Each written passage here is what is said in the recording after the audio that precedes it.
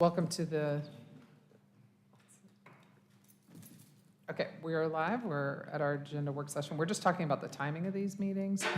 You know, it's easy for me. I'm across the park in my other office, so I just run over here. But, you know, I defer to others to figure out when the best time is. I know we got to work with staff's schedule and, I mean, you know, maybe the other meetings on Council Tuesdays have more flexibility to move because those are still remote and they're easy, right? I mean, the bulk of them are remote, so they're a little easier for people to join in wherever they are. Whereas this one is in person, so I don't know, maybe you all want to take a look at that and see what you think. Mayor, would we have those in the council chamber, What? the agenda briefings? Maggie, Yes. I'm serious. So not We'll work through that, Maggie. Don't worry about it right now. I'm just giving you a hard time. I have no idea. I don't know. Okay. I mean- We'll sort it through. I think also just like, maybe just checking the pulse of everybody, because maybe Wednesdays are a magical day, just because historically Thursdays have worked. I think just start with an ask, and that might come to an answer, but I Sure. like your Yeah. suggestion of, We may give some options. yeah. Maybe Jamie, you wanna ask, I mean, I feel like we kind of went through preferences, but I don't remember what all the different variations that we discussed, so I can't say for sure. Okay, who's leading the charge today on walking us through this agenda? Ben Woody is going to walk us through It's like, the where is agenda. Ben? Okay, Ben, all right, walk us through. Okay, thank you, Mayor, and good morning, council and staff. And I'm going to start the briefing session by walking us through the March 14th agenda. If you have your agenda, pull it up and take a look and follow along. And as always, if you have any questions at any point, please feel free to stop me. We start on the 14th with a budget work session that begins at 3 p.m. Following that, at 5 p.m., we'll move into our City Council formal meeting. At our meeting, we have one proclamation proclaiming March as Red Cross Month. Moving on to our consent agenda, we have a pretty short consent agenda, and I'm actually going to cover each of these items today. Beginning with item B, we have a resolution authorizing the city manager to enter into an agreement with Carolina Day School, and what that does, it provides the City of Asheville Parks and Recreation Department with access to 2 athletic fields and associated facilities at the Carolina Day School athletic property off Sweeten Creek Road. So what that will do is give additional opportunity to access athletic programming in South Asheville for our residents there. And what that agreement spells out is that the Carolina Day School will be the primary user of those athletic facilities. City Parks and Rec will be a secondary user. Carolina Day School will remain responsible for general maintenance of the facilities, and the Parks and Rec Department will be responsible for expenses related to lighting and electricity. I have some questions about this one, because we're talking about resource mapping and the many different ways that our community engages in public facilities. Can we get some more information, and can we expect that with the attached documents for our agenda on what those agreements specifically look like as a secondary user? Yes, yep, the staff report will have, that'll be out later this week, will have a more detailed review. Also will include specific information about the agreement. So yes, I think we can be more clear about what the secondary use exactly is in terms of the types of facilities and when and things of that nature. Thank you. Moving on to consent item C, this is a resolution to renew a contract with Evidence IQ.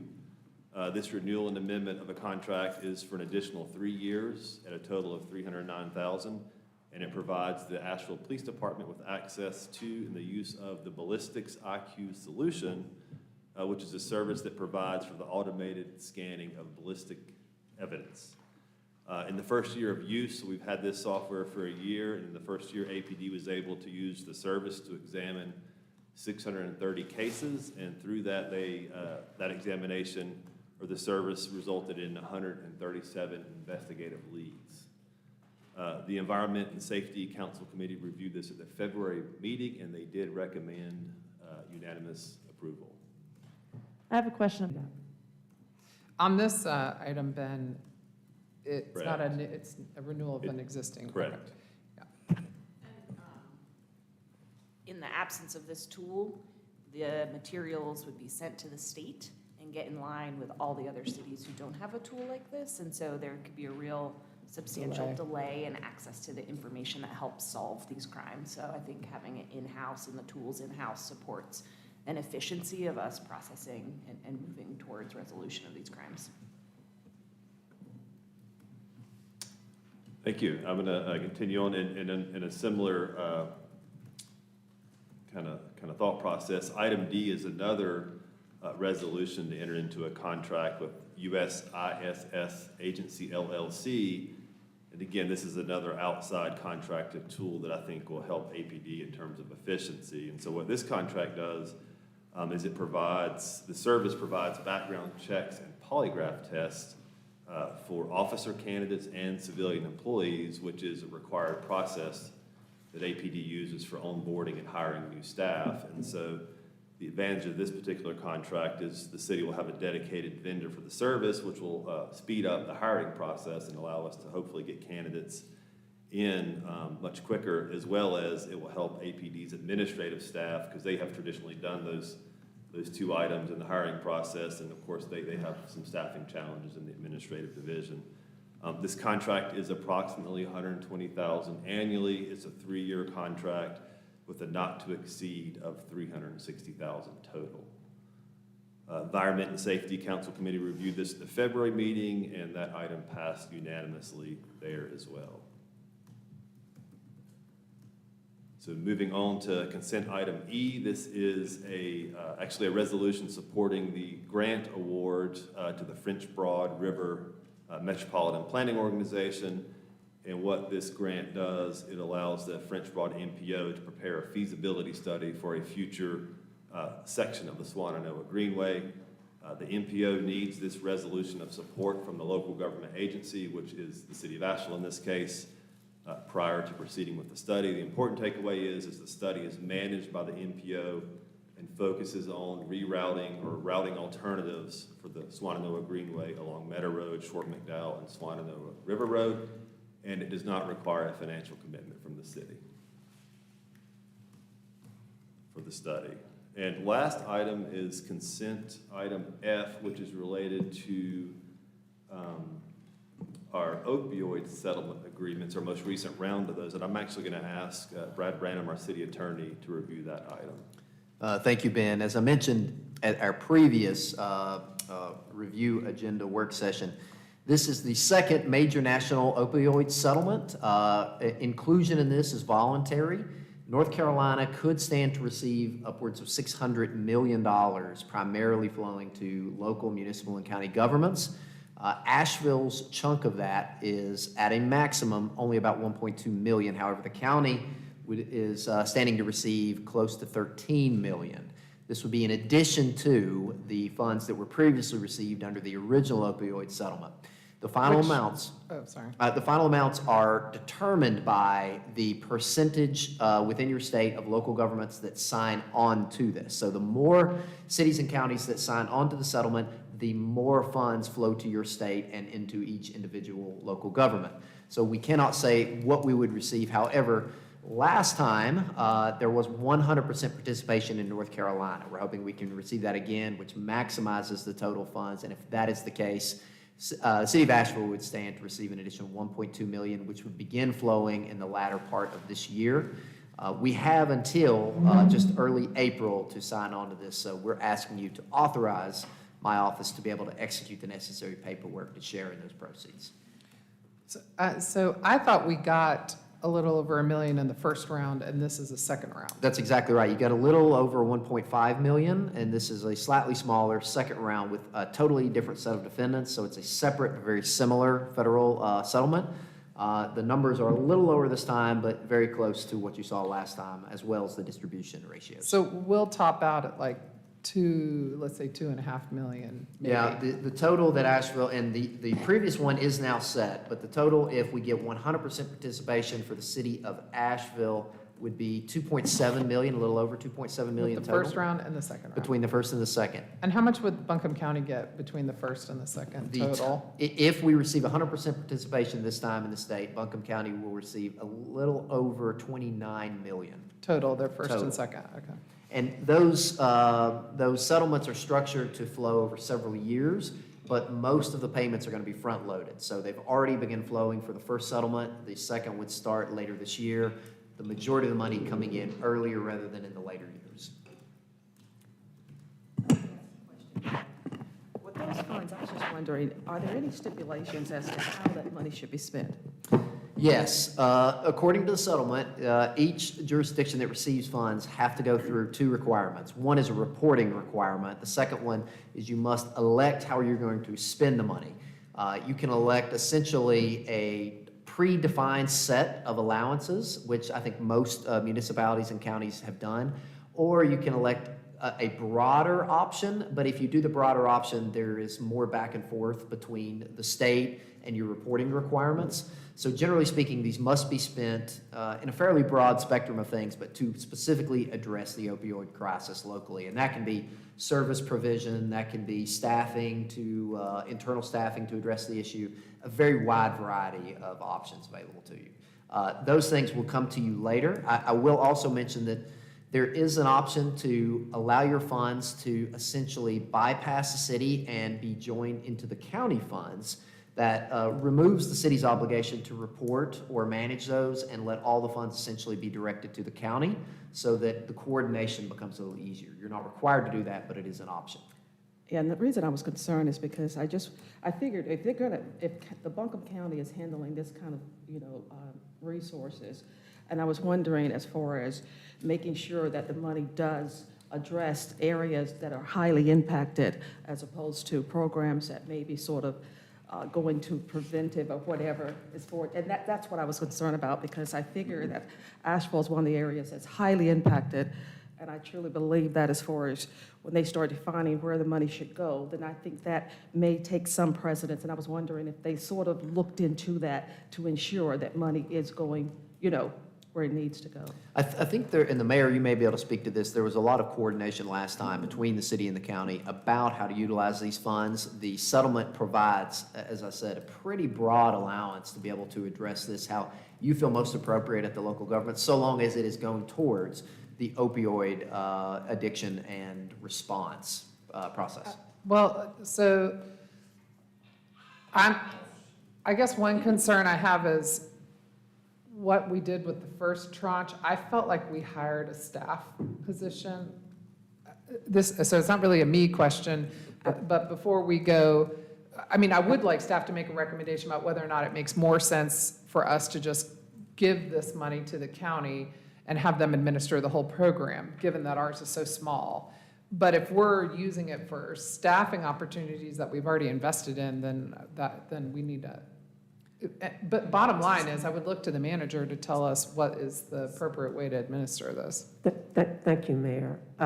We will have, as part of our budget work session, we're going to have some additional information for you on Tuesday about this particular source of revenue, but also ARPA. Just give you a holistic look at all of the revenue sources. We usually always look at, property tax and so forth, but we are fortunate this year to have some other options and sources of funding. So we're going to give you all a more holistic picture of that revenue, as well as some suggestions about how we might want to move forward in terms of utilization of those resources. And we're talking about of the opioid?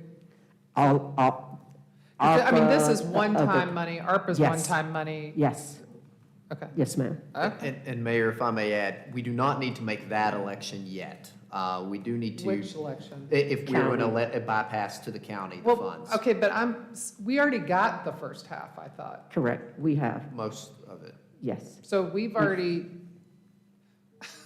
so when we talk about making a decision about what to do with the funds, I assume we're only talking then about the second half, because we've already absorbed the first half? Some of the first half, but not all of the first half, and we'll be talking about the second half as well.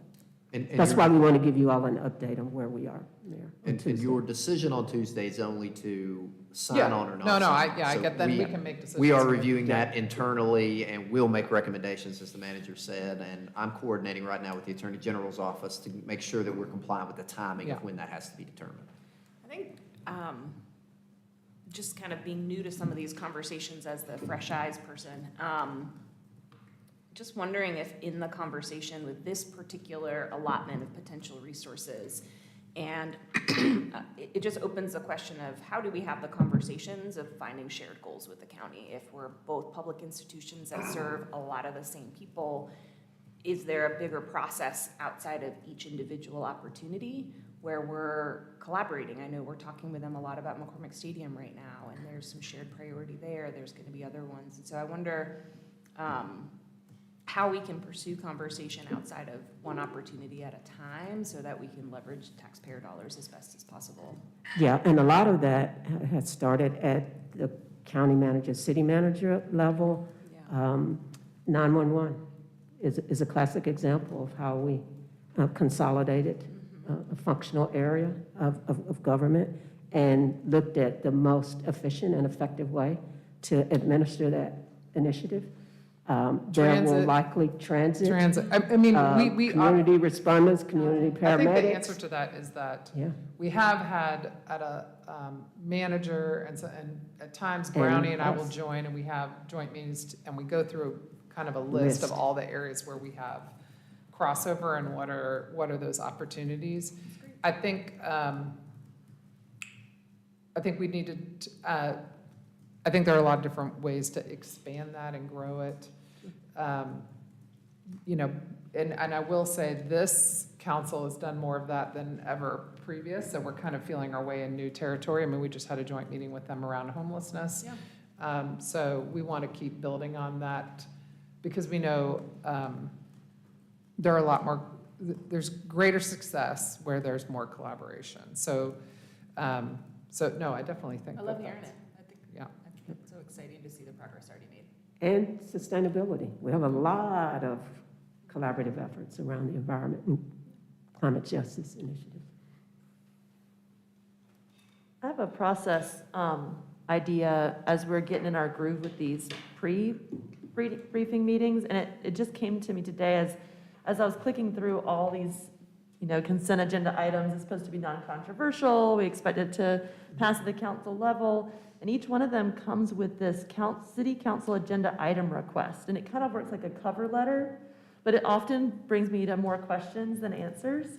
And I wondered if every time it's possible, if we could just go ahead and put the contract you're referring to that your eyes have seen but mine haven't, it would make it easier for me to know what questions to ask. It might answer some of the questions I have for this meeting or the council meeting, and it'd be a lot easier to communicate questions with the public as they come up when they're just like looking at the consent agenda and only what this cover letter is, if the document's available.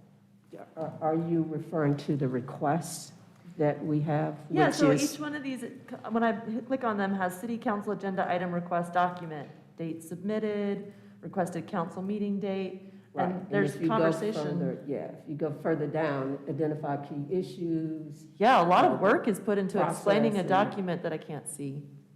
It's appreciated work. I just wonder if every single time the If document the is available. consent, she's getting, I think there's You some want the staff confusion. report? So Not a if the staff report. consent agenda item is to authorize the manager to enter into a contract for blah, blah, blah, I think Councilwoman Romney's saying attach the contract. contract that you're asking Like- to be authorized to enter into. Yeah, like the contract for Carolina Day School is like, I might have questions, but this If it's body of work available, I maybe don't- have more questions than answers.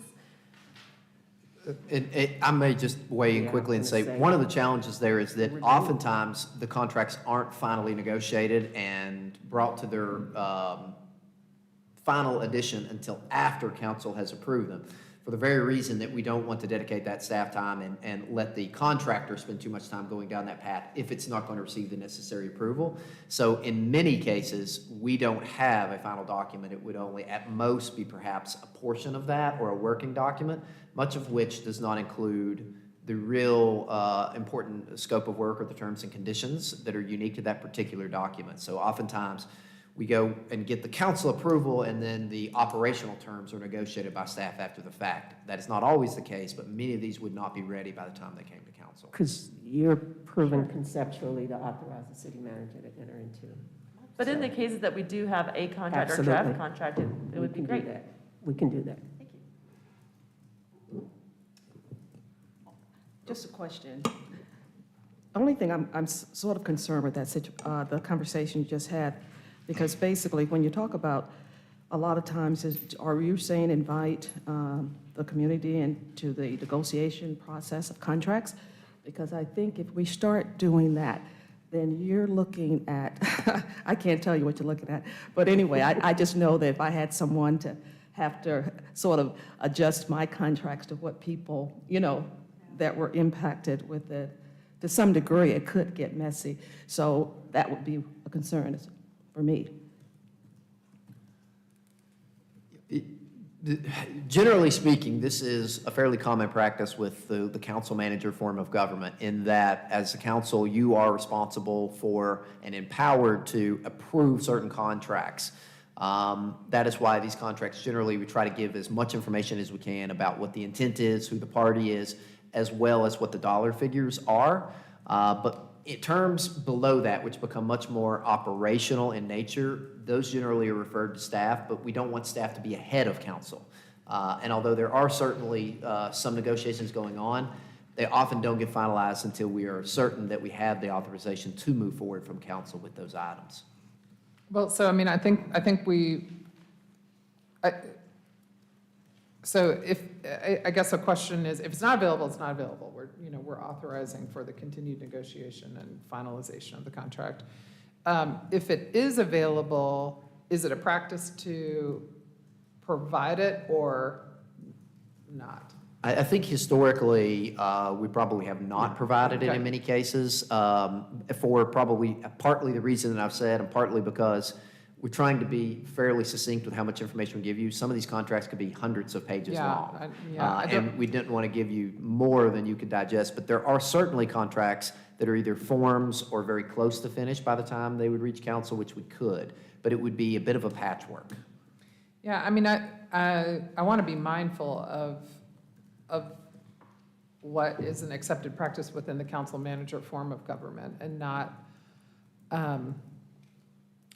and frankly, I haven't actually heard concerns in the community outside of the topic. I mean, the community wants to see what's on the consent agenda. There's sometimes some discussion about whether or not we should enter into this contract, but I haven't actually heard anyone say, I needed to review that 100-page contract. Or, you know what, I haven't heard the issues, because the contract themselves are pretty, I mean, they're kind of, very transactional. They're not. So, I mean, I guess I'm struggling with needing the council to have enough information to vote on something without going overboard in terms of what needs to be attached to the agenda. My experience is that the policy doesn't play in contracting, it's the yes or no to authorize, and so I don't know where the policy nuance would be for us to have a role. And when we can, we will provide you with the generalized framework of what the contract will generally entail in terms of scope. What is it that we are contracting for? What is this service? I think we can give you all, we'll try to give more information about that scope. Similar, I think, what the police contracts, at the committee, we gave a little bit more detail, possibly, than that's on the request. But Brad, is your department fully staffed? Is anybody's? We are close. We have all of our full-time positions currently filled. We have been considering and working with our finance office to add an administrative person, because we are low on administrative staff right now. But as I sit here today, we have all attorney positions filled. I just worry about staff. I mean, it just sounds like a lot of work to create documents faster and then be available for response. We pride ourselves on efficiency and Right. willingness to get the work done. It Right, does you make me- said you have all your you're an administrator. Well, we have 0 out of 0 filled. It does make me wonder if a way to get towards what I think I might be hearing some of the intention, Kim, is what I hear you saying is like, awesome work providing these briefs, and there's still a lot of questions. And so that idea of maybe looking to have as more staff part of these agenda briefing conversations, that might help so that the information and conversation can be there to get to the goal. Sometimes the idea of the solution, maybe we could tweak that. And to be clear, I'm looking at meeting materials from the last council meeting, consent agenda item C. It has a resolution attached that probably wasn't written on Monday, maybe it was. But if it's already written, we could will do link it. Absolutely, not a problem. And that's it's what, not- again, we've been trying to do. If it's available, we provide it. We're not withholding information. We're trying to give you as much as you can to make an informed decision.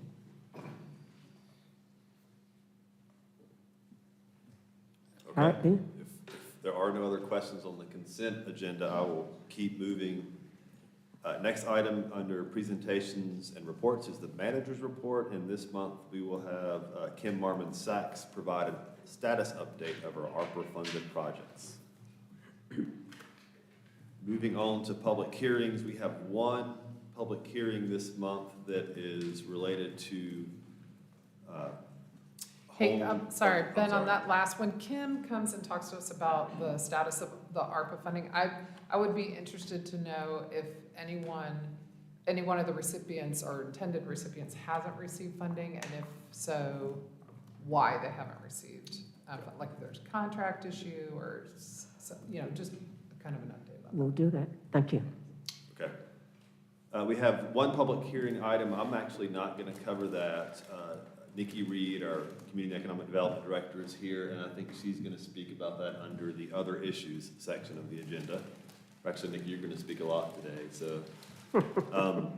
Moving on, under new business, we also have one item under new business related to McCormick Field. Again, I'm going to defer that to Chris Corral, our DCREF Department Director, who's going to speak about that under the other issues section as well.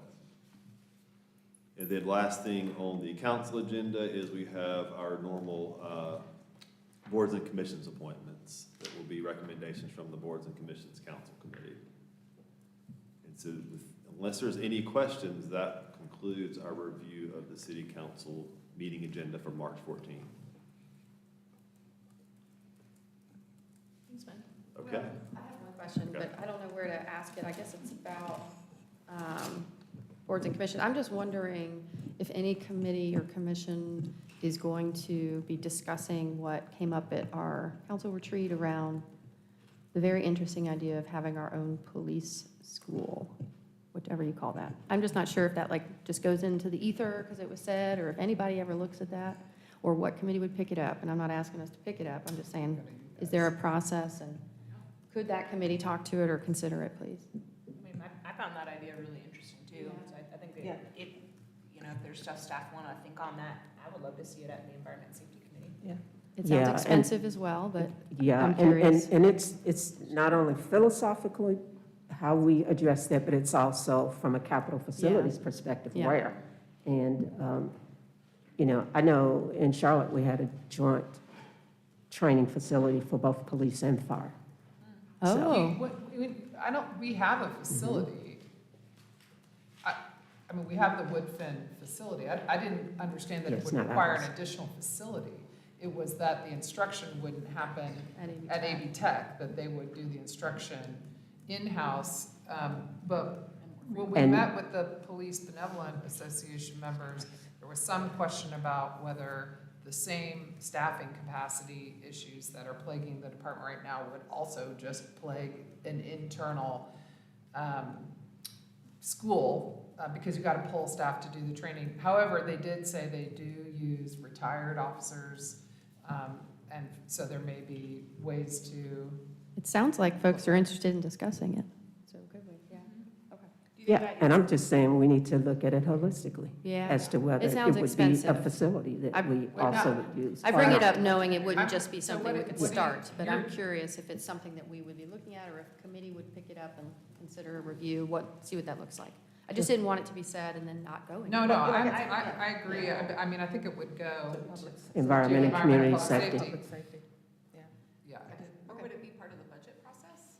Well, that's why I'm Well, getting we a little need to- confused about why you Yeah. think there's a capital ask. Well, We don't we know. want to look at the concept first. Then we will determine where's the space? Where do we actually implement this type of a training? Is there a possibility for another additional space? And that would happen as part of capital facilities Did planning and Charlotte- so forth, and the assessment. Did anybody partner with Mecklenburg County or anything, or was it just Charlotte had APD and fire, or CPD? It was Yes. consolidated. Yes, Okay. So anyways, I would love for that information to surface somehow. absolutely. Thank you. We'll do it.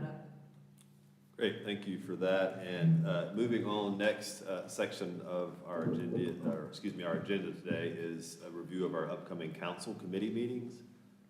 I have the first two, so I'm going to go ahead and just jump right in. PED, or Planning and Economic Development Committee, you will receive an update on the Pack Square Plaza visioning process. And that's going to be a general update on that process, the planning that's going on around the Pack Square area, including a review of the community engagement that's been done to this point. We expect a draft vision document to be ready in April of 2023, so PED will get a sneak peek of the work that's been done to this point. The presentation is going to focus on some of the key themes that have been developed through the planning process, as well as some of the implementation strategies that we'd like to make council aware of. Another piece of that I want to cover is the staff is also going to ask the PED to make a recommendation to the full council on the acceptance of a Mellon Foundation grant. That's up to a $3 million grant that may be available to the city and county for implementation of this plan. And the great thing about that grant is it doesn't require a match from the city. So again, we'll have more information for that and that grant process for the PED next week. I did have a question on that, but I guess I could save it to PED. I'm just gonna go for it now. Is Yeah. like that, the Mellon Foundation doesn't do RFPs for their grants. They don't solicit applications. It's a relationship-based philanthropy opportunity. So do we have relationships that are helping us talk to some of their program officers already?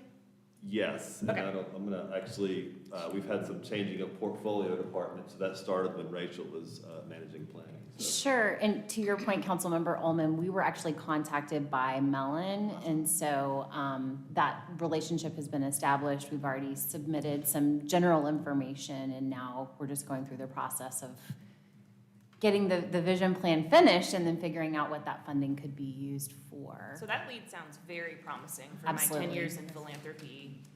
In that type of philanthropic process, you often don't get invited to submit letters of intent for a proposal without there being a pretty good shot. So congratulations on building those relationships and pursuing that opportunity. I think that sounds really promising.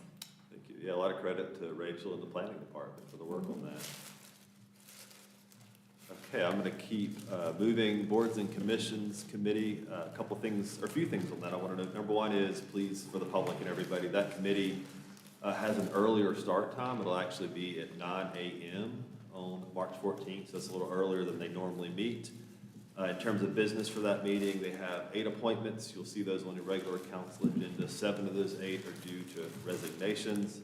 But really the business item for boards and commissions is a consideration of a proposal to move from monthly to quarterly advisory board appointments. The Boards and Commission Committee discussed this at the February meeting. Staff is asking that they take action at their March meeting. One thing just to make a note of is the action to switch from a monthly to a quarterly appointment process. That does not come to full council. That is an action that the Boards and Commission Committee can take. So that'll be a final action for that committee next week. And Even if our votes aren't heard, I would like to support that initiative to those of you on the boards and commissions committee. yeah, the clerk's office has done a great job making it business case for that. And there was a great discussion last month at boards and commissions. So we've been in this process of kind of looking at work groups and boards and commissions. Do we know when, like, we'll have a conversation about that again? I'm just kind of curious, and maybe there's a slide deck somewhere from recent, and I'd love to read it, but just kind of, I don't feel up to speed, and that's part of my new onboarding, so I'd love some info sometime. Yeah, so where we are with the realignment proposal, I guess, there's a newly formed realignment working group. So community members, they're meeting regularly, and the survey was a big piece of that. They created it, and it's been distributed. We had really great submissions, but right now they're in the process of analyzing with the hopes of making recommendations to council. So they're in that process right now with the goal of, again, you would see some recommendations in the future. And likewise, staff wants to collaborate, kind of either work on those recommendations together, or staff will have recommendations. But right now, we're in the process of looking at the survey results to make those recommendations. So hopefully within the year. Perfect, that was helpful. I'll share that as the HCD chair, which is the board that's doing kind of piloting work plan, and sharing it's going great. What we're doing is working really well. So if no other questions, I'm going to turn it over to Deborah Campbell, our city manager, to review policy, finance, and HR committee. Okay, thank you, Ben. We meet on March 14th at 10 o'clock, and it's a relatively light agenda, but some fairly significant issues.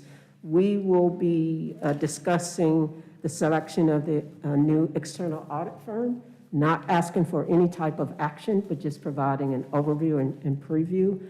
And the action will take place hopefully on March the 28th. And the next one would be an overview of fees and charges recommendations. And we previewed a little bit of that as part of the council retreat and as part of your earlier work sessions around the budget. That will be on your agenda. And I believe the actual action is on the 28th. And that is all that we have that are substantive on this agenda for March 14th. No other questions on council committees. I will move on to review of the 8-week agenda items. There's a link in your agenda to that document, and you can see it on the screens. And this is really just the way that the clerk's office tracks the items that are coming to the council in the future. I'll note one item that I want to bring up is we do expect the South Slope Vision Plan to be at your March 28th meeting for action. So I know that staff has tried to circle back to the residents and community, try to address some of the concerns that have come up. I believe staff is prepared to do that, and again, we plan to have that item to you at your March 28th meeting. Do you think we might see something like a memo with all the questions you've worked so hard to answer? Some sort of synopsis of what hearing community concerns looks like? Yeah, I'm looking at the draft staff report, so they are working Okay. on that, and I think that we can either through the memo or through the staff report try to respond to some of the concerns, or what our response has been to some of those concerns. So I believe that's something we can try to have available. I know that one of the things I hear a lot is that folks feel like they provide public input, but that we don't listen, and listening doesn't look like action, or it might help if there's a way to reflect so that the community can see, like, that my concern is seen here. I don't like the answer that I'm getting, but it's reflected. Yeah, we can incorporate that. Any other questions or anything? Ben, before you move on to the next items, I would like to just highlight the adoption of the Municipal Climate Action Plan that will be scheduled for March the 28th. I've already mentioned the audit contract for action. And then lastly, we need a resolution or action on the home art allocation plan as well. Because I'm sorry. She will talk about the home art. Nikki will talk about the home art process, because I think we're only having public comment, then we'll need action on the next meeting. We'll hear it, on the 14th, vote on it on the 28th. About the climate action plan, I did watch the environment and safety meeting about that, and talked to a couple folks who had done some engagement we've been working on this for a year and a half, and I really appreciate where it's landed. I guess my question is, did we circle back to the folks who gave engagement to once again be like, is this reflecting what we've said climate justice looks like? So I don't know if we've gone back, but we did do surveys. We are going to have, actually, hopefully, the public comment on it on that day that you are asked for to take action. And the committee asked us for a couple of things in terms of modifications that we're going to Right. bring back at the So- next meeting. It'll go back to environment and community safety. I'm trying to get used to this new committee's name. Yes, and I guess my question is, when folks did that engagement in the past, a lot of times what I think happens is we do outreach, and then folks like, you keep reaching out, and it doesn't seem like it's a loop, and that cycle of come back loop to might say, actually, like, We heard you. we heard you. Yeah. But also, like, and there's an update, and it's an opportunity to, like, I think, build trust if we say, that part where we did the outreach before, we've heard you, and this is what it looks like, might be a good chance to build more trust, like I said. I mean, you know, I think, I hear your point. I'm a little worried about, I assume when The people iterative. provide their input, they put in their email address, and there's some easy Use way them. to respond, because we have a serious staff capacity problem, and there are so many important things we should do and could do, and I wish we could do. could So, do. So do we do that? Kim and I worry about a Just little. have it emailed? Well, I worry about you directing staff to do something that's gonna add a big thing to their plate without having council agree on, Direct. you know, I mean, we really need to understand, because, I mean, you are excellent at making really good suggestions about how to better do community outreach and response, but what I feel like I'm concerned we're doing is we're piling on and we're not realizing the effect of it, and I need to know, this body needs to know, what can you do, how do you prioritize it? We don't have DAWA here, so we need to be able to say, we heard you, you want these 20 things, we think we can do these 5, and they're the most important to do. I don't know what that looks like. Maybe what you're Okay, suggesting that's is a good point. easy and it's a good, you know, because I'm looking at the rest of this agenda and I don't even know how we're gonna finish this today. So I'm trying to. I hear you, and I do think that if we do send out an email blast and we don't have a feature where we just automatically send it out to the people that have already provided the input, then it's a missed opportunity. And I don't know necessarily that we individualize kind of the response. What I'm almost certain that we have done is the document has been updated and it's out for you to review. Going to have public comment at the whatever date of the meeting, and come and let us know how you feel. I mean, that's traditionally how we've done all of our plans. But I'm sure there's a way that we can definitely improve, and we'll do that incrementally.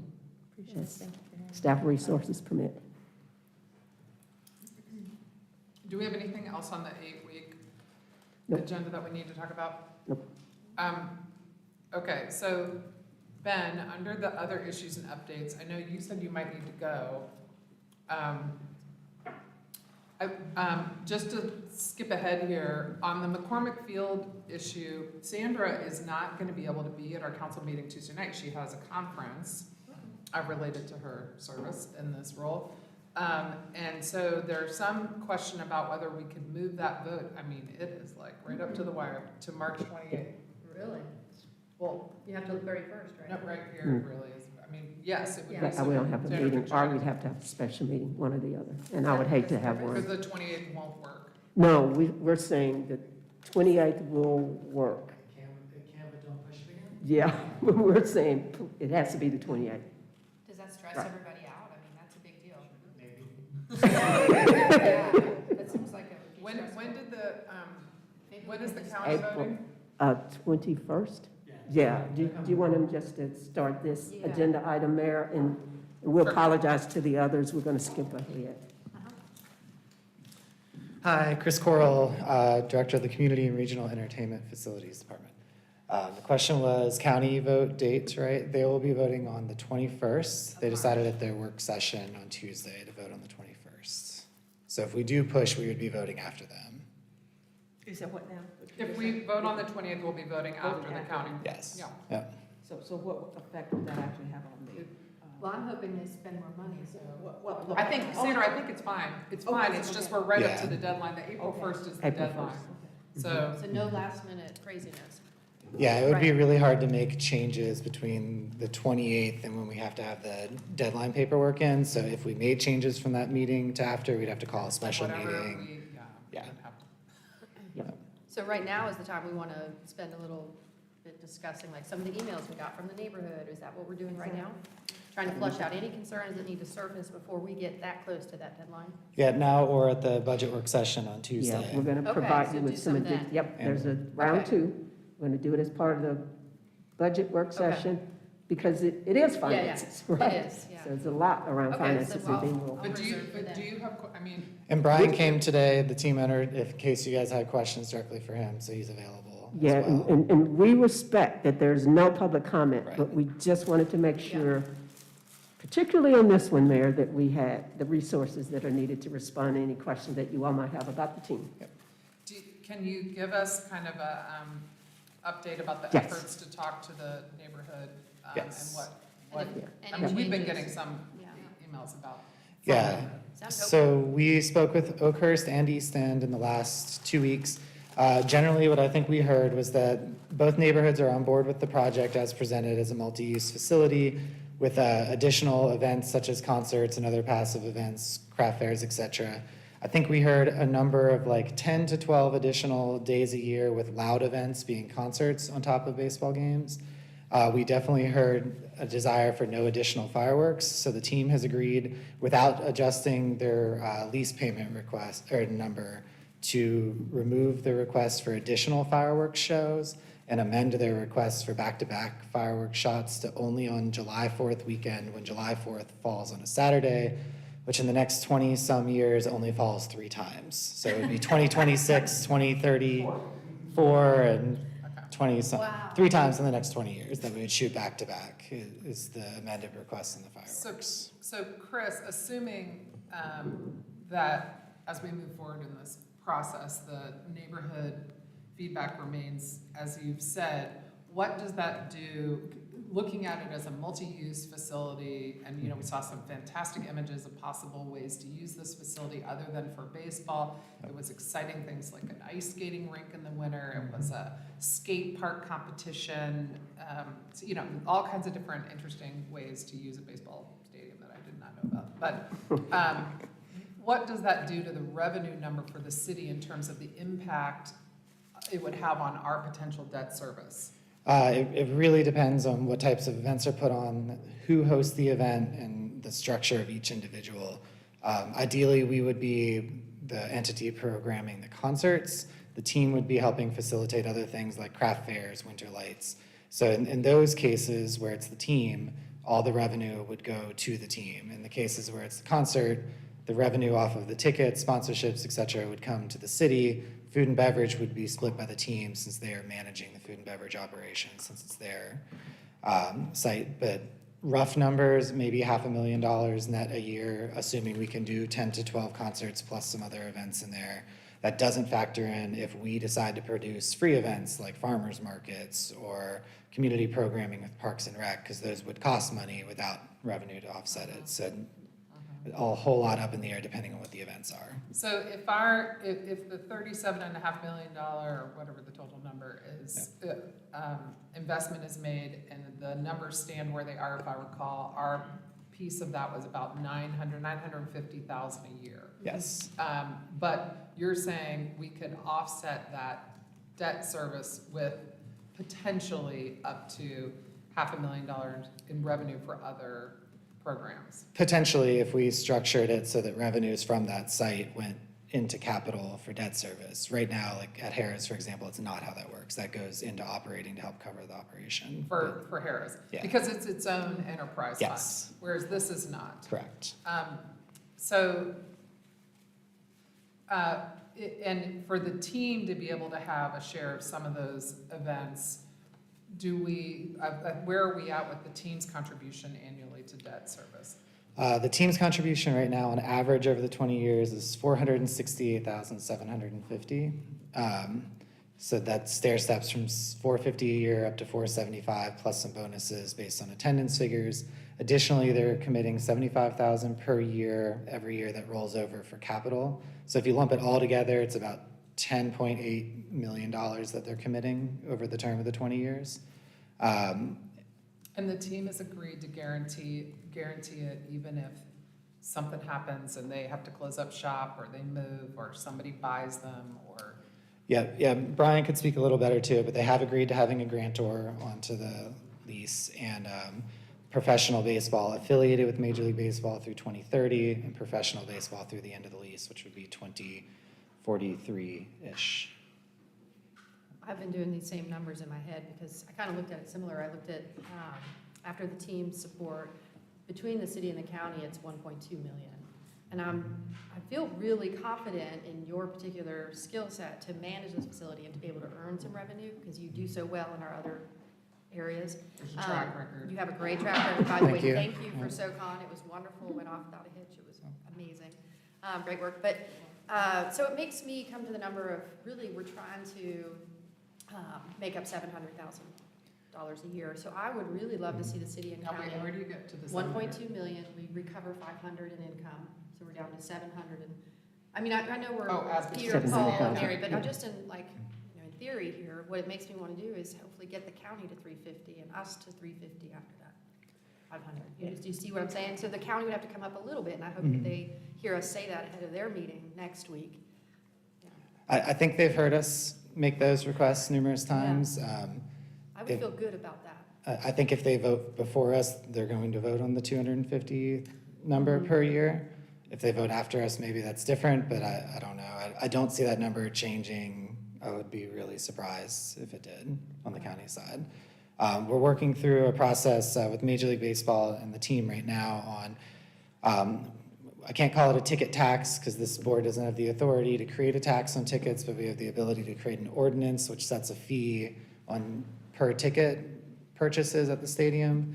So if we did something like 50 cents per ticket on individual tickets and some type of other facility ordinance fee on packages, season tickets, et cetera, that number could be anywhere from as low as 65 a year to 110,000 a year that could go towards this. We just need to figure out how that structure would work, and it would be a facility maintenance fee that would need to be an ordinance in order to meet the needs of the license agreement with Major League Baseball, so that Major League Baseball does not get a percentage of that fee. So it has to be an ordinance so that it can come 100% to the Very city. creative. Brad can figure So that yeah, out. that's really creative. That's great. We've already checked with him, so And you he's had to, told like, us a path If forward. you had to be a future teller, on a scale of 1 to 10, 10 being, we can totally make that happen, that's very likely to be part of the proposal that comes, and 1 being like, this is the longest long shot I've ever seen, like, No. The ticket fee portion? yeah. I mean, we can totally make that happen. I think that we should make that happen probably contingent on no state money. I think if state money comes into the project, it makes sense not to do that fee because you have to remember, minor league baseball, $10 ticket is like its thing, right? And so anything that we're adding on to increase that fee is not a good thing. And for the team, we have a $3, that fee at the Harris Center is $3, but we're only selling that concert to that person once a year, where they're trying to sell that same ticket 5, 6, 8 times a season to the same family. So that little fee adds up over and over again. So you want to keep that at like $40 for a family to go see a game. So if state funding comes in, which could be significant, we're hearing anywhere from 2 to 5 million, I guess 0 to 5 million, I should say, that fee we should probably not put on and just leave that reserved for future if we need to do projects in year 10, 12, 15, that maybe that's an option to fund it. So you wouldn't recommend this as a strategy to close a gap on the initial funding package needed? I would We if the will. state money doesn't come through. And we'll know that by the end of June session. Yeah. That's great. It's sounding really hopeful.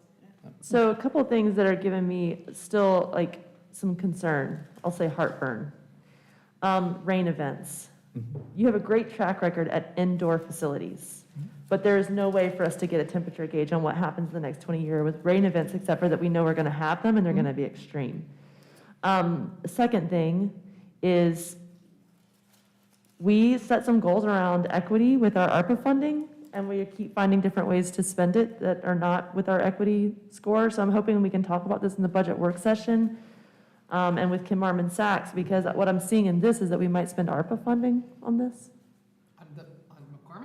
That's what was in the paperwork that I read this morning, and that's giving me some pause. It would only be what you all have already approved from an operational perspective. Remember you allocated 2 million? For Operations. Operations. city operations. That's correct, city Just general operations. city But that operations. means we're General city choosing not to operations. do other ARPA funding projects. Oh, yeah, okay, but so how, wait, are we kind of like mixing metaphors here? Are we talking about? No, it says there's- ARPA funds in this document. What are you looking at? The staff, The staff report on Request. our agenda. I'm sorry. we don't know, that's why we were going to present it as part of the budget To process. potentially use a portion of it to reduce the overall debt service. For the to help first bring 2 those years. annual payments down. Okay, try and bring us both options, please. Because I think that we need Absolutely. to make a case for the state funding and the county to increase funding, because I don't see how we do ARPA funding for this. I also still don't see the phasing up for non-baseball users, which I think there's a lot of opportunities to do that. And if we're saying we can't make the money work at the front end because it's a new thing, then we got to maybe look at what the future holds. Because if we can make this facility really engage our community more than just baseball, which would be amazing, because baseball's already a win, but if we can make us win even better, I think that we should expect to phase up the number of non-baseball users over time. Yeah, full disclosure, we haven't even started the phasing up, been higher priority things to deal with on this project, but that is still a conversation we plan to have. To go backwards to the rain event conversation, so I haven't done outdoor events here, but prior to my life here, I've done 8 or 9 internationally televised outdoor tennis events and a few music festivals. So I've been in that space, and there's insurance for that, luckily. That's the big key, is having the insurance for the rain events and or backup dates. What about the future 4 million? We're still, I mean, I didn't feel like we could actually promise future funds. So I'm going to lean to Brad initially, but I think that's not a done deal figure. Which 4 million are you talking well, about? this Sorry. idea that in I 7 thought it was years, eight. there's 4 million, and then in 11 years, there's 4 Yeah. more, equaling 8. Basically I mean, saying, are we? we're gonna commit Yeah, I to just- continue to invest. and I'm not still wait 20 concerned years about to do that. it again. I'm hopeful that when that day comes, there's a similar round of input like this with whatever council is there and decides to come up with. Are we saying, can we even do that, Brad? There is an allowance in state law which gives you the ability to essentially sort of contract, especially for things that are a little more proprietary in nature as opposed to governmental in nature, which this would qualify as, that allows you to contract over time. If you understand the dynamics of many things that city do, we often don't just do things on a year basis. We will contract for providers over multiple years. So there is an allowance for you to, quote unquote, bind future dollars, even outside of this particular budget cycle, in certain circumstances, and this would be one that would qualify, that would allow you to do that. And the goal with those payments was to set some type of plan, so like Maggie just said, in 25 Yeah, I imagine at years, the we're time, staff can try and outsource and partner. I mean, at that point. I mean, it would be more of a theoretical, I mean, I feel like philosophically, I really, really value that you're putting this in this, because to some extent, part of why we're having this, what feels like a emergency conversation for a lot of public dollars, is because we haven't had continual, real, necessary investment in our assets, right? And so I know it feels hard to look forward, and I think the legal, of course, we need to follow the legal rules of what we can and can't commit in the future, but what this is saying is, by taking those steps, we are gonna not put ourselves in this position again. We're not gonna put the council of 20 years from now in this position again. I feel like that's actually pretty important for us to buy into and support. yeah, I mean, we have a number of planning documents that identify needs, and we vote and approve those planning documents. What we don't do is identify the funding, which is what, this is the same situation. We're saying there's gonna be a future need.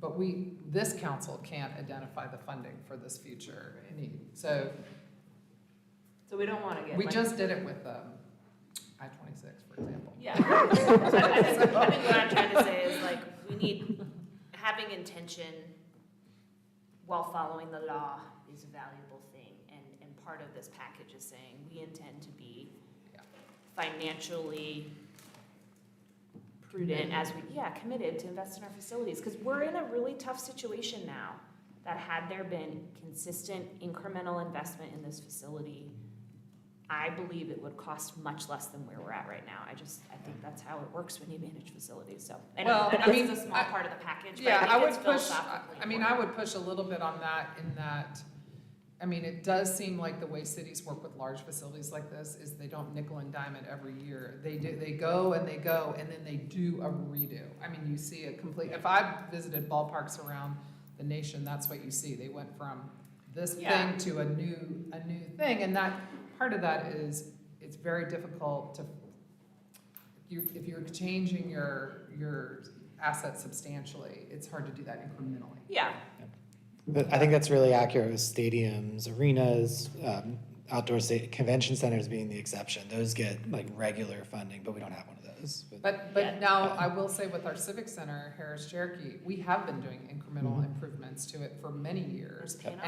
And I mean, one day it probably needs a new facility, but we add seats, we add a scoreboard, we redid the locker rooms. We have been doing that, and, for the user experience, it might feel, you see a little here, you see a little there, but anyway. And I think that we are looking at the use of that facility very differently going forward. For it to be more of a community, broader community Multi-purpose, asset, multi-purpose, and not just for baseball. If I could, I do want to go back to the community input. I don't want you all or the community to feel that we are understating the concerns that were expressed at those 2 meetings that we had with East End as well as with Oakhurst. They are really concerned about parking, really concerned. And they're concerned about noise. And I think we were able to assure them that, especially for McCormick, that the tourists will continue to manage the parking situation. There were a lot of concerns with the East End about, y'all take care of it for McCormick, but you don't, and for Oakhurst, but that traffic spills over into East End, and you don't do as good a job in terms of saying you cannot park on these residential streets. We're working through that, and we told the community that it is a work in progress, that we're going to have to work on traffic management and all of those things. And I believe that they felt comfortable with our responses, that we were going to try, but that it was going to take some time. The first year, we may not get it perfect, but second year, we'll hear back from them in terms of how it worked. What we did hear, though, is the Oakhurst community literally commended the tourists for the new parking management in Oakhurst. We just need to try to replicate that in the East End Valley community. Yeah, I heard clearly from the neighborhood, they would prefer the tourists run the parking operation and not the city. That's right. Great. Throw that out there. I wasn't going to say that. Well, that's what they said, right? And they did ask the tourists to expand into Carroll Street and East End, or Edgewood, whatever the road is that goes up to Hunt Hill. Yeah. Yeah. And their general manager, Larry Hawkins, said that that should be a very doable thing that we can start this year and work through based on certain game sizes. And we're in talks with the team about how they can manage the parking from Memorial Stadium, because they're so close together and tied together. And it seemed like there were almost more parking concerns with the Memorial Stadium events than there were with baseball stadium events. That's right. And our ability to coordinate activities and events. And the other thing that we promised is communication, that when there are events, that we will communicate early and often, but so that they can personally manage arrangements. and just so that they are aware of what's happening. And again, they were very pleased that we were headed in that direction. Yeah, the input I read sounded really good. I really wanted to thank staff for taking time to meet with them early on, and to Antoinette, who couldn't be here today, but I know reached out directly and had them send us information. But I'm excited. More And- fun stuff in downtown. And I appreciate the neighborhoods being able to convene their leadership and asked us, you know, tough, but I think reasonable questions. And what they were asking of the city, to me, was not that unreasonable. And I truly believe that we can respond. And Brad was there at the first meeting to help us get through some legal issues, because we had an actual email that they sent us that said, we want these things responded to, and I think we were able to respond. Okay, yeah, so I think we need to figure out whether we can do this Tuesday, or if we're gonna need to move it, To the 20th. to make sure Sandra's back, so stay tuned to that. And you will get an update. You won't even be here for that one, but the budget discussion will just be a budget discussion, and we'll repeat some of these Yeah. funding scenarios. Yeah. Okay. All right, looking at this list of very important things here. We just did the update of McCormick Field. What do you guys want to try to do next? I was thinking either Homeless Initiative Advisory Committee update. And Or I homeless think we can and- get through with about 5 minutes on each of these, Mayor. 12:30, I think we can plow through it. Jump on it. Omar, let's go. I'll go. I have two, so, and I'll try to be quick, but I want to be thorough and also get any questions that you may have to be prepared for Tuesday. So start with Home ARP. Home ARP funding allocation, bit of background. So Home ARP, that is the Asheville Regional Housing Consortium. Okay, so that's a group of 4 counties. That's Buncombe, Henderson, Transylvania, and Madison, along with other local municipalities in those counties, that band together to receive an annual allocation of federal home funds. And the city is the administrator. Okay, so a little bit of background. We have received one-time funding in the amount of about $4.7 million, known as Home ARP. So it's an allocation of the American Rescue Plan coming through the home consortium known as Home ARP funds. This allocation was really targeted to assist individuals or households who are homeless, at risk of homeless, and other vulnerable populations. So HUD has a very specific framework that we must follow in the allocation of these funds. The first thing that we must do is develop a funding allocation plan that is based off of a very specific set of eligible uses. So this is not about designating certain projects that we want to fund, but really designating these buckets, for lack of a better word. Those eligible activities include the construction or preservation of affordable housing, tenant-based rental assistance, the supportive services, so that's like homelessness prevention services, mental health services, things like that. And then lastly, the acquisition and/or development of non-congregate shelter. So on council's March 14th meeting, the idea here is to host the public hearing. So we have a draft plan that has been put in place. And on March 14th, we'll really walk you through the community survey process that was undertaken, the stakeholder consultation process, very prescriptive from HUD, and then also the guidance from our home consortium, the governing body for the home consortium, and really look at how all that input was then factored into the creation of this allocation plan. And so that public hearing will be on March 14th. We actually have the plan out for public comment right now until the 20th. And then we plan on coming back to council on the 28th for the final approval. We'll bring all those public comments to you and have those final results in a final plan for approval. So just the public hearing piece for next Tuesday.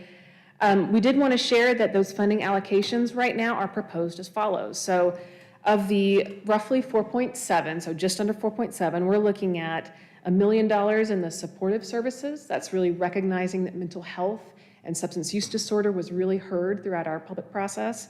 And the second investment is at the development of affordable rental housing, really stemming from the fact that we have rental assistance, like vouchers in our community, but it's really hard to find those units. And that amount for development of affordable housing, 3.1. The remainder of those funds, so just a little bit less than 600,000, would be for staff administration. And so what you're not seeing on that list is non-congregate shelter. I know that's something that we've talked about a lot in the past couple of years, and even some of the results of the Alliance really talked about shelter needs.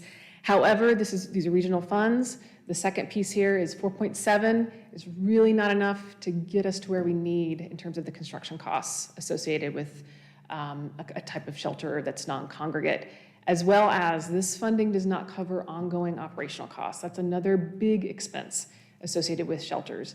And so that was really why we have vetted these allocations through the Home Consortium and looking at this type of investment strategy. So that's just high level. We'll present more at council meeting around that, but certainly wanting to take any questions that I can be prepared for on Tuesday. Okay, just want to ask you a question. And I can appreciate, like you said, you have such a limited amount of funds, and to be able to really affect the home, housing for people is very important because, so the 3.1 you're allocating toward the rental assistance or whatever. But I was just wondering, I know they just had a meeting basically with some of the providers for the shelters or whatever. They were basically saying that there are plenty of beds and places for people, but they're not being utilized. And I was just wondering, where are you on that process, and how can we utilize? This is a little separate, right? Like, so I chair this. She was saying that she didn't put any money into the Yeah, so, shelter, but I'm just saying, but you see all the. well, that would be for non-congregate shelter for, yeah. And what we're doing here is saying there are these 4 buckets that the money can be used for. Yes. Then we went out, so this is 4 counties, so Okay. we have to always remember, I chair this commission, and I always have to remember to take off my Asheville lens. This is a regional initiative. Okay. So then we went out into the community in all of the counties and cities that are participating. There's 15 of us on this board, and did extensive research into what is needed in all the communities. And it came back, actually it was a little surprising, that non-congregate sheltering wasn't the highest demand, mostly probably because we have so many coming online that are already funded and Exactly, underway. yeah, okay. So this consortium annually does the home and CDBG money. And these things that we're talking about, these services, supportive services and housing, are really in line with what we allocate through these other funds every year anyways. It comes to you via an action plan. We adopt it every year. And so we basically got an infusion from the rescue plan. So it looks like it's turning into, based on the same, more data, that it's going to be more of the same. The biggest need is in this rental unit production, whether it's at 30 AMI voucher accepting, Exactly. 60, et cetera. Most often, this group awards money to tax credit projects. And that's the typical. This does not necessarily have to be this way, but in this particular application pool, but more units and then some supportive services is what the data showed us. And I guess we're going to get a full debrief on the data. Yes. It was we'll- pretty we'll walk through. interesting. And I'm meeting later today and tomorrow with some folks that would have been in the non-congregate applicant pool to suss out, like, does this, was this something they plan on applying to? Where are their plans, particularly like HelpMate, who we know is queuing up, but we already gave funding to. It's that kind of thing. So, and I'm happy to follow up with you, but Oh, no, I greatly appreciate it. Yeah. Appreciate that. I figured a little more explanation, 'cause context okay, might help. Thank you. Yeah. Thank you. And Councilmember Turner, just to build on what you were just saying, and Nikki can definitely expand on this further than I can, but just an important note that the dollars could not be spent on ongoing operations for a non-congregate shelter. And so we would not have a funding source identified if this funding was to be dedicated towards a non-congregate shelter for actually running the shelter once it's built. Great. You asked for future questions, so I'll ask for a future answer, but target affordability. Yes, well, and I can go ahead and mention, I was almost wanting to mention this earlier, but one of the things that we want to specify when we actually go to RFP, so just a little more about the process. We submit this plan, speaking of timelines, to March 31st is our deadline to submit to HUD, so we're kind of teeing up right to do that on time. And then once HUD accepts it, our next step would be to do an RFP for proposals that would fit within these categories of service. And one of the requirements that we will impose upon applicants is that they go to their COCs. So we have the Asheville-Buncombe COC for both Asheville and Buncombe County. And there's another COC for the remaining counties. But they would have to get Continuum of care. Continuum of care, thank you. They would have to get a letter of support from their continuum of care, these applications. so that we align those two things. Because we certainly want to ensure that these dollars do benefit the populations that they're intended to serve, and that is our mechanism to hold that accountability. Yeah, this was a great staff addition. This isn't a requirement. I think it's a wonderful idea. Great. Okay, well then let me go on to the just next general update. And so this is regarding the second item, the supportive service funding request. And so we wanted to share that the city of Asheville, along with the cities of Greensboro and Raleigh, have been invited to participate in a conversation with staff from Governor Cooper's office to share more about the public-private partnership model that was used to create permanent supportive housing at the former Ramada with Step Up and Shangri-La. And so as I understand it, the state is interested in learning more about how to leverage public-private partnerships in this particular manner. And so this is really coming from a recognition of Step Up's work in California, and now Governor Newsom's office has facilitated this connection with Governor Cooper's office. The state of California has supported these projects with supportive services from the state. So we're hopeful that these conversations could result in Asheville being kind of a pilot community for supportive services dollars for these public-private partnerships. So that's really all we have right now. Rachel and I are working on this together with Emily's support, of course, and preliminary conversations, but we are hopeful that we'll see what happens. And we're going to provide more details as things become available. So that's it for me. All right, thanks so much.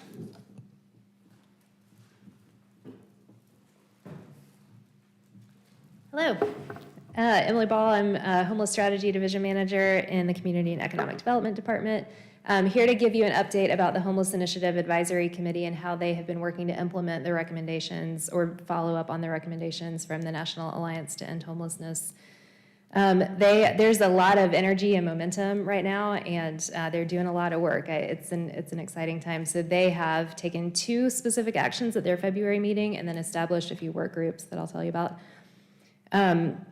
First, at the February meeting, they adopted the Alliance recommendation.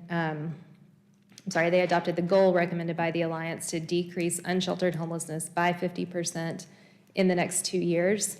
The 2-year time frame is a little confusing around that, so they're looking at the Alliance recommendation is looking at the 2022 point in time count data, recognizing we don't yet have 2023 point in time count data, but wanting to start the 2-year clock right now. So it's actually 2025 point in time count. All of that may be 50% by 2025. That's right. Awesome. That's very Strong recap. That's right. Took a minute. You guys got it. It's a lot. You got to get really technical to get there. Yeah. So they did adopt that goal for their work. They also formally adopted the community values that were identified by the Alliance in their project, and those were values that they heard from community members through their needs assessment and that stakeholder engagement. A key value there is to be bold, and they have talked about that repeatedly. David Nash is the chair of HIAC and has really been encouraging all of HIAC's work to stay laser focused and to really move quickly and be bold, recognizing the urgency of the situation. The other thing that they did is at their February meeting is establish 4 work groups in direct response to the Alliance recommendations. And I'll talk through those 4, but all 4 of them are chaired by HIAC members and have additional HIAC members as work group participants. All 4 work groups have people with lived experience, have homeless service providers, include representation from the Homeless Coalition. So there are 3 co-chairs of the Homeless Coalition, and all 3 of those folks are participating in all 4, or I'm sorry, they've divided up, but they're covering all 4 work groups. Also representation from the Coalition of Asheville Neighborhoods on every work group, and then county staff and city staff are participating in work groups. All of them are meeting virtually right now and are reporting back to HIAC every month, so that just happened this morning. So those 4 work groups are governance. The foundation of the Alliance recommendations was to retool how we work together as a community and to shift the governance function of the Continuum of Care Board from HIAC in the boards and commission structure out into a community board, and for that board to evolve in its composition and really clarify its charge and charter, and through that process to establish a Continuum of Care membership body, which is a collection of stakeholders who are saying, we're on the team, we're on board, we are aligned with the vision and the focus of the Continuum of Care Board. We want to all be working together. The governance work group is looking at governance charters recommended by the Alliance in 3 other communities. Those are Spokane, San Diego, and Houston. And evaluating those, they certainly may end up looking at other examples as well. And then they will draft a proposal to bring back to HIAC for consideration about what that new structure might look like. They are hoping to do that in June, at the June HIAC meeting. Jen Teague at the county is the chair of that work group, and they are meeting twice a month right now. They don't have a standing schedule established, but wanting to meet at least twice a month.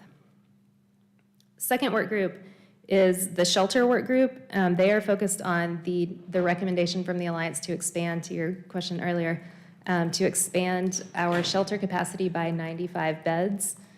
Part of the discussion in that work group has been differentiating between, Tim McEllier at ABCCM has been identifying this as program beds versus shelter beds. So we have a lot of program beds that are available in our community where participants agree to participate in, particular requirements and programming, which is different from a shelter where you can just walk up because you need a bed that night that may not expect you to comply with all of these requirements. So a lot of discussion around that right now.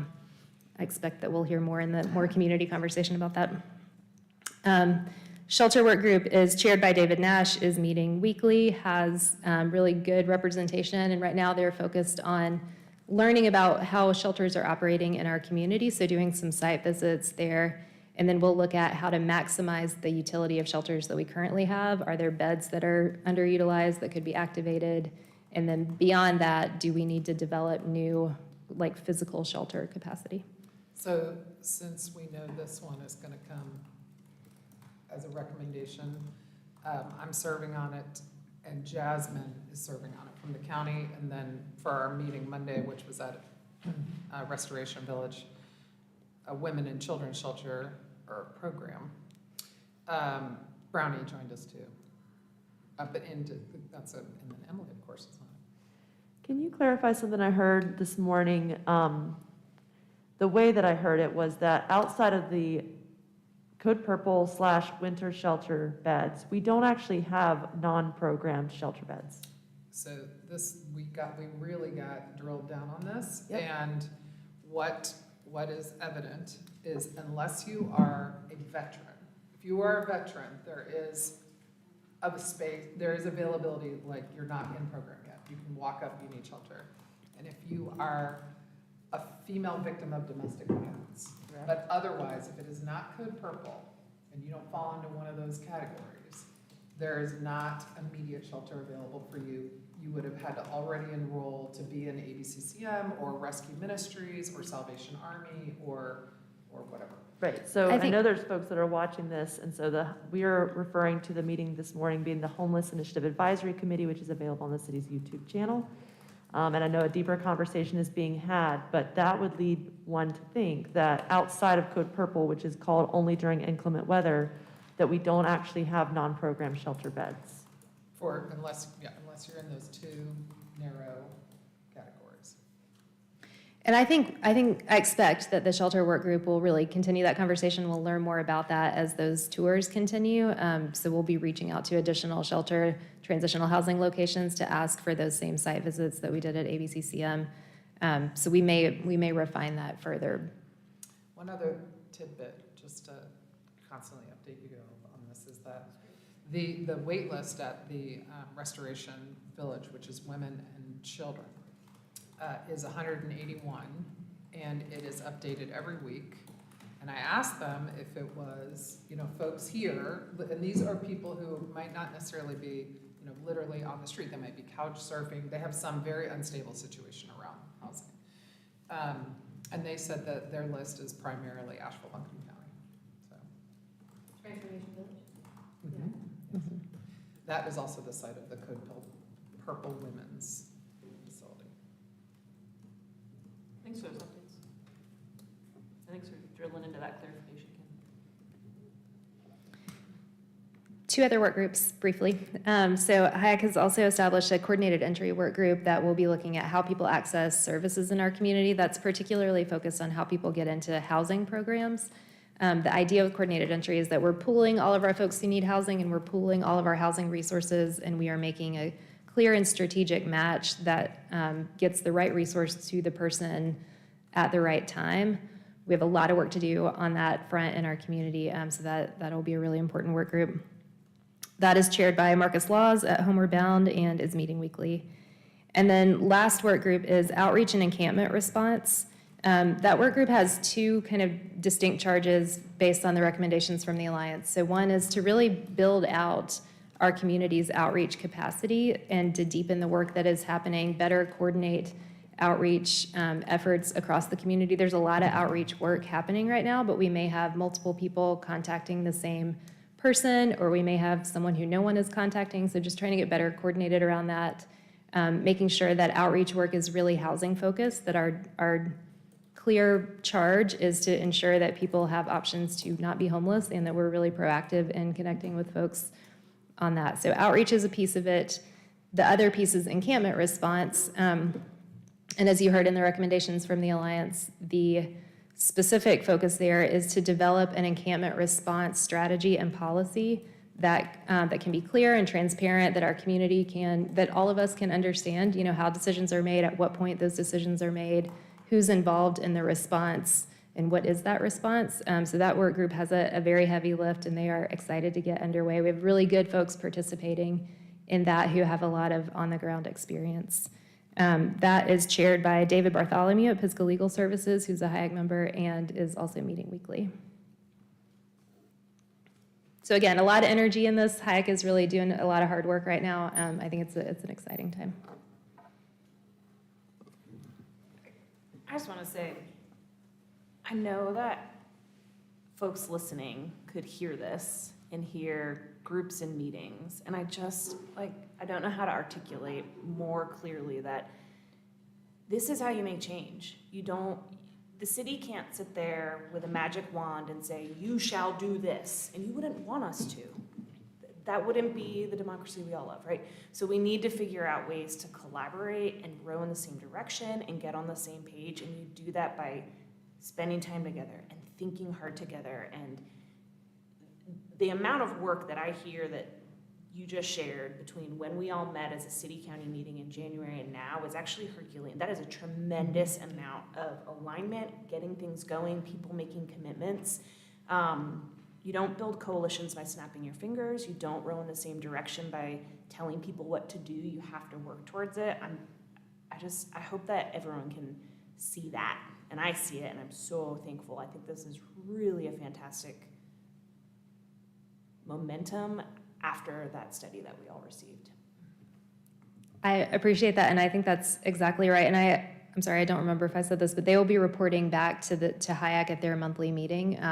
Of course, those are public, those are live streamed, and so really good way for our community to stay updated on the work that's happening, and a good way for those work groups to kind of cross work with each other, understand where the outreach work groups efforts connect to the shelter work groups efforts, for example. Thank you. Looks like we've got the council retreat update. It would be the last one, which will be very, very quick. Very quick. So want to start with a resounding thank you. We've gotten really positive feedback from the department directors, and then I know the city manager's office team feels really encouraged from the very positive retreat that we had last week. We know that was a significant dedication of time on the heels of a recent shelter visit, as well as the legislative breakfast, council meetings, everything else we have going on. So really appreciate you all dedicating the time that you did. Just want to make sure you all are aware, we got the minutes earlier this week from Nicholas Beeman. Staff's working on unpacking those and figuring out how we're going to package information and bring back to you. We're going to come back via these agenda briefings, city manager reports, as well as through the budget process and how we're going to look at operationalizing your priorities. So the biggest takeaway we want you to have today is that we commit that the feedback that we got at the retreat is not going to stay in the ether. It is definitely going to be operationalized, and we're feeling really encouraged because there was so much alignment with the work plans that we have in place, as well as what we have planned as a part of the upcoming budget process in the upcoming fiscal year. So again, just want to say thank you. We'll be kind of talking more detailed probably at the next agenda briefing in March on what you can expect and have a little bit more of a process identified. But right now, we're just kind of working through what that could look like. We're going to talk to management team on Monday to get some additional feedback. So thank you again. I realize, we always have afterthoughts. I realized there was something we did last year that we didn't do this year, and I just wanted to note it because I appreciated it so much last year. I think before last year's retreat, you went to department heads and said, "How are you feeling?" And it was 17 department heads, and they came back overwhelmed, overworked, exhausted, and just like a long. No, but I do wonder, if you do that again sometime in the future, I'd love to know how everybody's doing. Absolutely. Be more than happy to do that. We actually thought the same thing. Maybe they'll be exuberant, fun, and well-rested. The other thing I wonder too is Doubt it, but. part of the retreat, I feel like the breakout groups were really nice. We got to get into some level of discussion, but it does seem like we came up with pretty long lists, and a step that might be helpful too is to focus that. Like a lot of times we would end with dot voting or prioritization or things like that. Like I even know some of the things I said, it's like I meant them, but in the context of hearing my partners and teammates, I just wonder if there's gonna be a prioritization conversation to follow up so that we don't create big lists that blurs our focus with our targeted staff resources. Absolutely, and that's why I mentioned we're going to meet with management team this coming Monday. We're going to go through the entire list and talk about where is there already direct alignment, where is there work happening, where would there need to be additional resources identified to complete some of those things, and that's the package that we're looking at bringing back to you so that we can have that value conversation around what's doable with current resources, what could we foreseeably do next year, and what we might need to look at a longer horizon to implement. That's helpful. Thanks for giving a little more layer into that. I know you're working it through, so just having a little hunch is really helpful. Well, and it helps, that idea helps with something that I encountered since the retreat. I heard from some folks that thought some of the suggestions made around our brainstorming were actually things we were adopting. I heard from a few people that were concerned about Luigi going away, and I just want to be clear, like the things that happened at the retreat, we were brainstorming, right? Like we didn't take any policy action, just to be clear. I don't know if the media reported, I'm yet to find where this was printed, but just a little heads up. Yeah, it was, that was a discussion, so I think your clarification around what happens at a retreat in terms of discussion, I think we can set a goal at a retreat that we want to look at something or prioritize things, but if we're going to change an ordinance, we're going to have to act on that at a council committee. I guess what they described it as a list of things that were brought up, and so among that. It was definitely And it was definitely discussed. brought up. Yeah, I just was sharing to make sure the public understands. And I thought we clarified that we're not looking at one of our tools, we're looking at all of our tools. Sure. Well, we had a pretty targeted discussion around Luigi, so I can see why Y'all did? people Okay. were. But HCD is carrying out those conversations.